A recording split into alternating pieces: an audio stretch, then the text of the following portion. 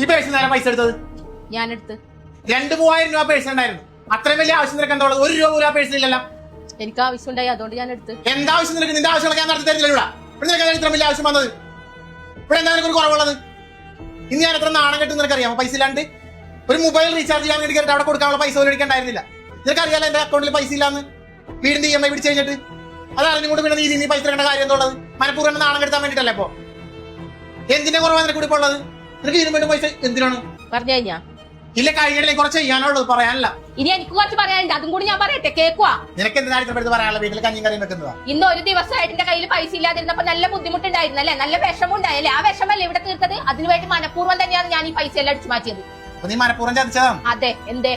മറ്റുള്ളവരെ മുന്നിൽ സാധനം വാങ്ങിയിട്ട് പൈസ നാളെ തരാന്ന് പറയുമ്പോൾ ആ ഒരു വിഷമവും ഇല്ലേ, അത് ഏട്ടനും അനുഭവിക്കട്ടെ എന്ന് വിചാരിച്ചിട്ട് തന്നെയാണ് ഞാൻ ഇത് ചെയ്തത്. ഏട്ടനറിയുവാ, ഇന്നലെ എനിക്ക് പീരീഡ്സ് ആയിട്ടില്ലേ, ഒരു പാഡ് വാങ്ങിക്കാൻ വേണ്ടി 42 രൂപ ഉണ്ടായിരുന്നില്ല എന്റെ കയ്യിൽ. ഞാൻ ആ കടയിൽ കടം പറയുക ചെയ്തത്. അപ്പൊ ഉണ്ടായ ഒരു വിഷമവും ഇല്ലേ? ഇതന്നെയാണ് ഞങ്ങൾ സ്ത്രീകളുടെ അവസ്ഥ. ജോലിക്ക് പോകാൻ കഴിയാത്ത സ്ത്രീകളുടെ അവസ്ഥ തന്നെയാണ്. 365 ദിവസവും ഈ വീട്ടിൽ കിടന്ന് പണിയെടുക്കണം. എന്നാ കൂലിയോ ഒരു 10 രൂപ ഇന്ന നിന്റെ ആവശ്യങ്ങൾക്ക് വെച്ചോ എന്ന് പറഞ്ഞിട്ട് എപ്പോഴെങ്കിലും തന്നിട്ടുണ്ടാ? പറയുമ്പോ എന്താ, വലിയ വീടുണ്ട്, കാറുണ്ട്, എല്ലാ സുഖ സൗകര്യങ്ങളുണ്ട്, സ്വർണ്ണമുണ്ട്, എല്ലാം ഉണ്ട്. എന്നാ എന്റേതായിട്ടുള്ള ആവശ്യങ്ങൾക്ക് എനിക്കൊരു 10 രൂപ ഉണ്ട് എന്റെ കയ്യില്? ഉണ്ടാ? ഇല്ലല്ല. ഇതെല്ലാം തന്നെയാണ് നമ്മൾ സ്ത്രീകളുടെ അവസ്ഥ.